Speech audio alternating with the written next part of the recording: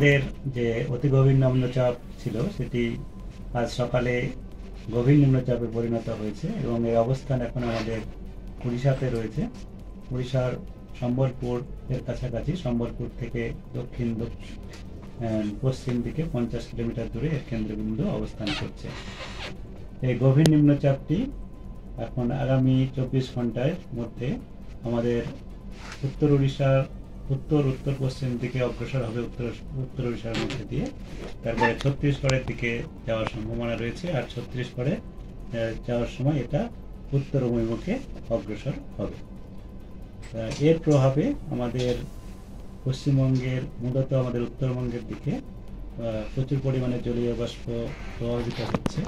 তার জন্যে আমাদের রাজ্যের যেটা পূর্বাভাস দেওয়া হয়েছে আগামী কয়েকদিনের জন্যে, সেটা হলো দক্ষিণবঙ্গে আগামী 24 ঘন্টায় আমাদের পশ্চিমের কয়েকটা জেলা যেমন এবং উত্তরের জেলা যেমন মুর্শিদাবাদ, বীরভূম, পুরুলিয়া, পূর্ব পশ্চিম বর্ধমান, বাঁকুড়া এবং পশ্চিম মেদিনীপুর, এইসব জেলাতে এক দু জায়গায় ভারী বৃষ্টিপাত হওয়ার সম্ভাবনা আছে।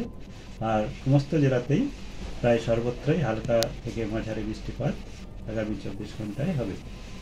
আর 24 ঘন্টা পরে আমাদের দক্ষিণবঙ্গে বৃষ্টিপাতের পরিমাণ আরও কমবে, তবে সর্বত্রই হালকা থেকে মাঝারি বৃষ্টিপাত, বজ্রবিদ্যুৎ সহ এবং বজ্রপাত সহ হওয়ার সম্ভাবনা থাকছে। মুর্শিদাবাদ জেলায় এক দু জায়গায় ভারী বৃষ্টিপাত হতে পারে কালকে। বাকি সমস্ত জেলাতেই কেবল হালকা থেকে মাঝারি বৃষ্টিপাত, এক দু পশলা করে বজ্রবিদ্যুৎ সহ হওয়ার সম্ভাবনা থাকছে। এর প্রভাবে উত্তরবঙ্গে বৃষ্টিপাত ক্রমশ বাড়বে এবং আজ থেকে কিছুটা বাড়ার সম্ভাবনা রয়েছে। উত্তরবঙ্গে সমস্ত জেলাতেই হালকা থেকে মাঝারি বৃষ্টিপাত সর্বত্রই হওয়ার সম্ভাবনা থাকছে। তার সঙ্গে সঙ্গে ভারী থেকে অতি ভারী বৃষ্টিপাতের সম্ভাবনা রয়েছে। উত্তরবঙ্গের আমাদের দার্জিলিং, জলপাইগুড়ি, আলিপুরদুয়ার জেলাতে আগামী 24 ঘন্টায় ভারী থেকে অতি ভারী বৃষ্টিপাত, তার সঙ্গে ভারী বৃষ্টিপাত বাকি সমস্ত জেলাতেই তাই, যেমন কোচবিহার, কালিম্পং, উত্তর দিনাজপুর, মালদা, দক্ষিণ দিনাজপুর সমস্ত জেলাতেই হওয়ার সম্ভাবনা রয়েছে। দক্ষিণ দিনাজপুরে সম্ভাবনা একটু কম রয়েছে, তবে উত্তর দিনাজপুর, মালদাতে রয়েছে বেশি। আর আগামীকাল বৃষ্টিপাত আরও বাড়ার সম্ভাবনা রয়েছে, যেখানে অত্যন্ত ভারী বৃষ্টিপাত হওয়ার সম্ভাবনাও রয়েছে। অত্যন্ত ভারী বৃষ্টিপাত যেটা হওয়ার সম্ভাবনা রয়েছে সেটি জলপাইগুড়ি এবং আলিপুরদুয়ার জেলাতে। বাকি উপরের 5টা জেলার মধ্যে আমাদের উত্তরবঙ্গের 5টা জেলা যেমন দার্জিলিং, কালিম্পং, কোচবিহার, এই 3টি জেলাতে ভারী থেকে অতি ভারী, আর আলিপুরদুয়ার, জলপাইগুড়ি এই 2টি জেলাতে ভারী থেকে অতি ভারীর সঙ্গে সঙ্গে অত্যন্ত ভারী বৃষ্টিপাতের সম্ভাবনা রয়েছে। এই জেলা দুটিতে আমরা লাল সতর্কতা, বাকি 3টি জেলাতে কমলা সতর্কতা দেওয়া হয়েছে।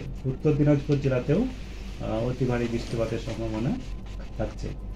আর বাকি আমাদের যে জেলাগুলো রয়েছে সেগুলোতে হালকা থেকে মাঝারি বৃষ্টিপাত, এক দু জায়গায় ভারী বৃষ্টিপাতও হতে পারে, মালদা, দক্ষিণ দিনাজপুর, নর্থ দিনাজপুর।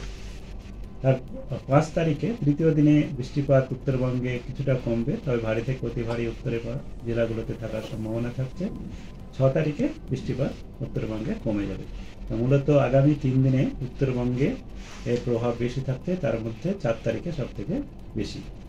আর দক্ষিণবঙ্গের জন্য যেটা বললাম, আগামী 24 ঘন্টায় বেশি একটু প্রভাব আছে, তবে 24 ঘন্টা পর প্রভাব কমবে, তবে হালকা থেকে মাঝারি বৃষ্টিপাত সর্বত্রই চলবে। আর কলকাতা তার পার্শ্ববর্তী অঞ্চলে ভারী বৃষ্টিপাতের কোনো সতর্কতা নেই, তবে বজ্রবিদ্যুৎ সহ বৃষ্টিপাতের সম্ভাবনা 1-2 পশলা করে থাকার সম্ভাবনা থাকছে আজ, কাল এবং তার পরের দিনও। এবং তারপরেও রৌদ্রোজ্জ্বল আবহাওয়া হবে, তবে হালকা থেকে মাঝারি বৃষ্টিপাত 1-2 পশলা করে কখনো কিছু সময়ের জন্য হয়ে যাওয়ার সম্ভাবনা থাকবে 3 দিন পরে। এই হচ্ছে আমাদের আগামী কয়েকদিনের সতর্কতা। তার সঙ্গে সঙ্গে আরও সতর্কতা রয়েছে যেটা মৎস্যজীবীদের জন্য, কারণ আমাদের বজ্রবিদ্যুৎ সহ বৃষ্টিপাত এবং তার সঙ্গে সঙ্গে এই যে গভীর নিম্নচাপ রয়েছে এর প্রভাবে এখনো পর্যন্ত আমাদের সমুদ্রে উপকূলভাগ অঞ্চলে দমকা বাতাসের গতিবেগ 35 থেকে 45 সর্বোচ্চ 55 পর্যন্ত রয়েছে। তার জন্য আগামী 24 ঘন্টা পর্যন্ত মৎস্যজীবীদের সমুদ্রে যেতে মানা করা হয়েছে। ফলো করুন সংবাদ প্রতিদিন ডিজিটাল।